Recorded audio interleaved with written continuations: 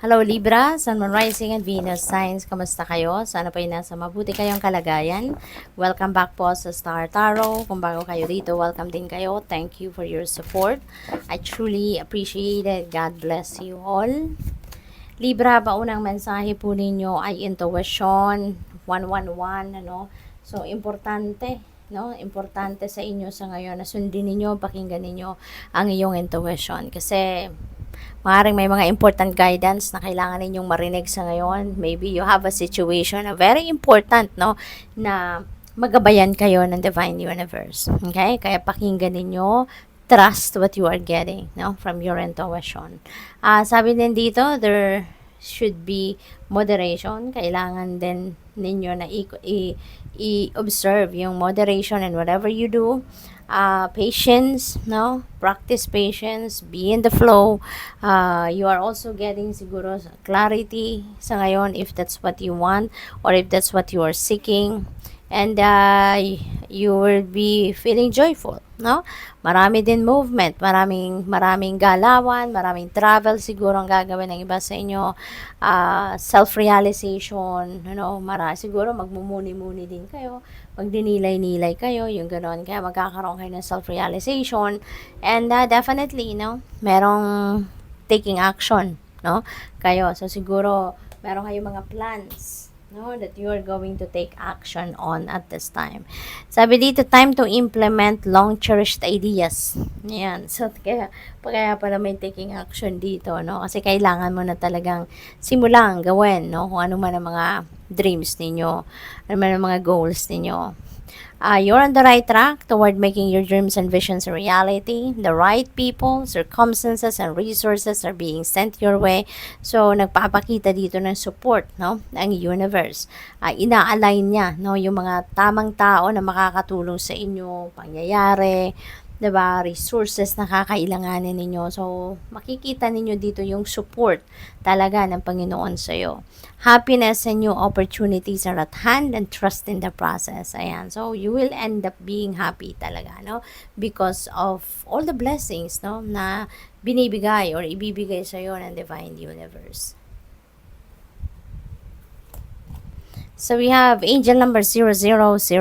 Ayan. So, sabi dito, reset. Ayan. So, kailangan ni Libra na mag-reset, no, ng sarili ninyo. Siguro, kailangan ninyo rito na mag-time out muna kayo sa kung ano man ang mga pinagkakabisihan ninyo, ano man ang mga inaasikaso ninyo. You need to, to reset sa ngayon. Kailangan ninyong pindutin yung reset button, no? Kailangan ninyo ng renewal, pahinga, ganon, rejuvenation, recharge, yan ang kailangan ninyo sa ngayon. So, that includes relaxation, no? Kasi parang siguro aligaga kayo or siguro yung isip ninyo fragmented, you've been working too much siguro, working long hours, maraming task, maraming responsibilidad, obligasyon, kaya you're all over the place, no? So siguro hindi lang kayo physically exhausted but also mentally and emotionally, no? So mag-iingat kayo. Sabi dito, you're nearing the finish line then, no? At success, victory. Ayan. So magtatagumpay kayo kung ano man ang sobrang pinagkabisihan ninyo dito, no? Mararating mo din ang tagumpay. Mararating mo na makiklaim mo na yung victory dito. Kaya, your hard work is going to pay off. It serves as a timely reminder that anything can be accomplished. If you can dream it, there's no reason you can't make it a reality, no? Kaya, ito nga ang ginagawa ninyo, di ba? Kasi, siguro, you're very much aware, no? Na kung kaya nga ninyong ma-imagine, kung kaya nyo ngang ma-envision yan, no, na situation na yan. So, sobrang kaya nyo din, no, nadalhin yan sa inyong realidad. You can make it happen. Kaya maaring etong success ninyo, yung victory na to, yung finish line, no, na mararating ninyo. Ito na yun. Ito na yung in-envision ninyo. Ito na yung pinangarap ninyo, no? Kaya congrats. If something is in the possession of another person, it is also available to you, no? Kung ano ang kaya ng ibang marating, kung ano yung kayang ma-acquire ng ibang tao, kaya mo din yun, no? Be confident. At saka, so try to remain calm, 'Di ba? Kalma lang, wag ma-stress, wag ma-pressure, no? What's meant for you won't pass you by. Ayan, kung ano ang para sa iyo, 'yun ang mapupunta sa iyo. Kaya wag kayong mag-alala, no? Wag kayong masyadong ma-pressure, wag kayong mag-alala at wag ninyong pilitin, no, ang mga bagay-bagay, no? Sometimes kailangan natin mag-surrender na lang. Kailangan nating i kailangan nating mag-go with the flow, no? At huwag nating ipilit ang kung ano man ang mga bagay-bagay kasi anyway, 'di ba? Kung anong para sa iyo, yan ay bibigay sa iyo, 'di ba? In God's perfect timing. So let go of tension and relax, okay? What else?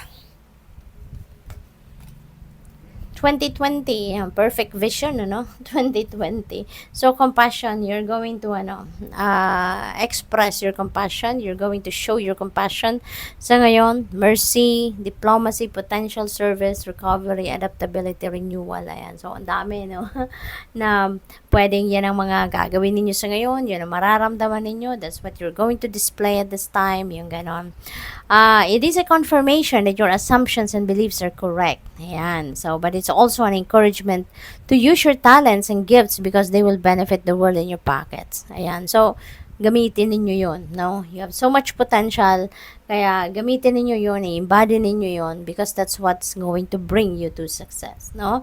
Yun ang magdadala sa inyo ng pera, yun ang magdadala sa inyo sa success, sa tagumpay. So, be of service to others. Ayan. Yan din siguro yung inyong life purpose, no? Yan ang mission ninyo sa buhay sa ngayon, to be of service to others. Your potential is enormous, kaya share ninyo yan sa mundo. Share ninyo yan sa maraming tao. Embrace it, no? Tignan natin kung ano pa mga mensahe for Libra.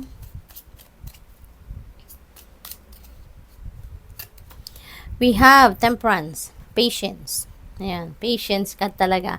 Kailangan ninyong mag-practice ng patience. Kasi always remember na kahit anong pilit natin sa gusto nating mangyari, anong outcome na ang gusto nating makita sa 3D reality, kahit anong pilit natin, kahit anong pagsisiksik natin, if that's not meant to happen, it won't happen. If it's not meant for you, it won't happen. Hindi rin ibibigay sa'yo, 'di ba? Kaya matuto tayong maghintay, matuto tayong magpasensya, no? May kasabihan na good things come to those who wait, no?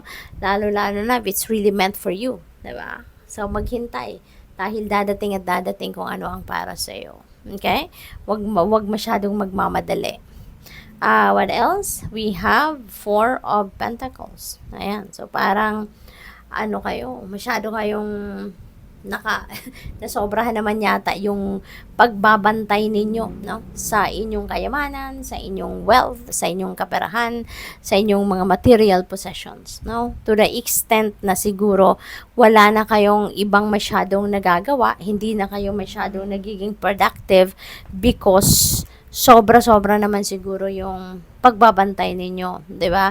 Sa inyong kayamanan, sa inyong kaperahan. So dapat may balance lang, no? 'Yun ang napipick up ko dito. Kailangan din na balansehin din ninyo yung buhay ninyo.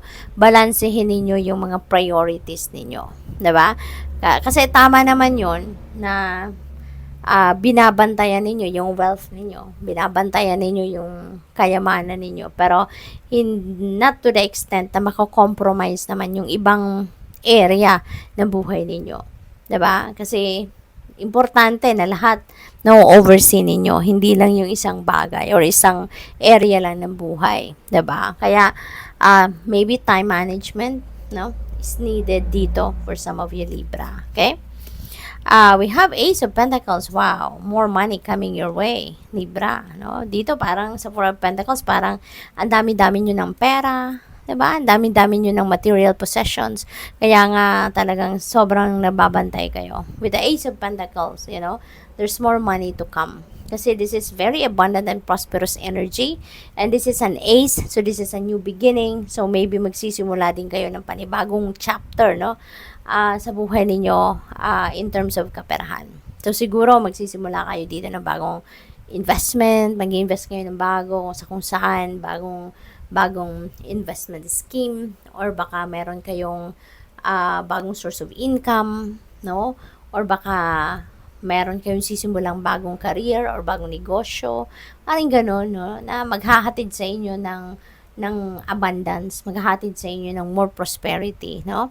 Pwede rin na may windfall of money dito, no? May windfall of money or baka panalo, 'di ba? Baka rin ang na-pick up ko din dito, baka ang iba sa inyo is acquiring a property, no? Baka may binibili kayo, bahay, lupa, ganon. King of Wands. Ayan, so business, no? Parang magsisimula talaga siguro ang iba sa inyo dito ng business. That could be home-based business, online business, mga ganon. So, congrats to that. Kasi feeling ko mag-i-invest talaga kayo dito somewhere. And maybe sa isang negosyo, no? So, good luck sa'yo. Pwede rin ang iba sa inyo dito will be promoted to a leadership role. What else? We have 8 of Pentacles. Ayan. So, you're focusing, no? You're focusing on your trabaho, on your craft. Baka ang iba sa inyo dito nag-aaral, no? Nagre-research, nag-aaral, baka nagka-crash courses kayo to enhance, no? Or to expand your knowledge, no? About sa kung ano man ang trabaho ninyo, or ano man yung expertise ninyo. Baka minamaster nyo pa yan sa ngayon. We have King of Pentacles. Wow! Napakadaming pera ito, no, na maaaring dumating sa inyo, Libra. Kasi, marami na kayong pera, may ipon na nga kayo, tapos madadagdagan pa with the Ace of Pentacles, marami pa kayong sisimulang bagong ganap dito na related din sa pera.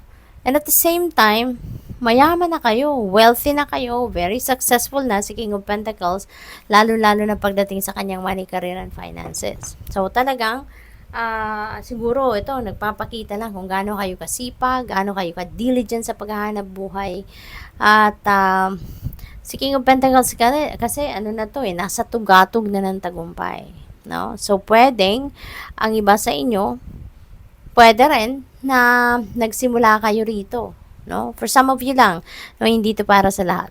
Maaring ang sitwasyon ng iba sa inyo rito, nagsimula kayo from scratch. Nagsimula kayo sa pagsisikap talaga, no? At nagkaroon kayo ng opportunity, no, na mabigyan kayo ng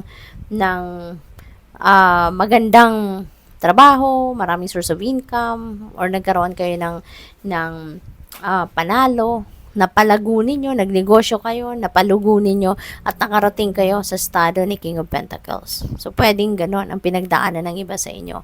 Kaya ngayon, mayaman na kayo. No? Marami na kayong naipon, marami na kayong negosyo, successful, diba? At sa ngayon, maaring sitting pretty na kayo. Diba? Pwedeng hindi na kayo nagtatrabaho, hindi na kayo nag-gameplay, no? Maaring CEO na kayo. Pwedeng ganon. Diba? So, congrats. We have judgment. Decision making. No? So, since maraming kaperahan dito, trabaho, pera, diba? Abundance, and you're very abundant and very prosperous, Libra. So, maybe yung decision na to may be related to money. No? Baka meron kayong kailangang pagdesisyonan. So, that could be a financial decision that you need to make, no? Sa ngayon. Kaya, good luck sa'yo. Thank you for watching. Love and light. Namaste.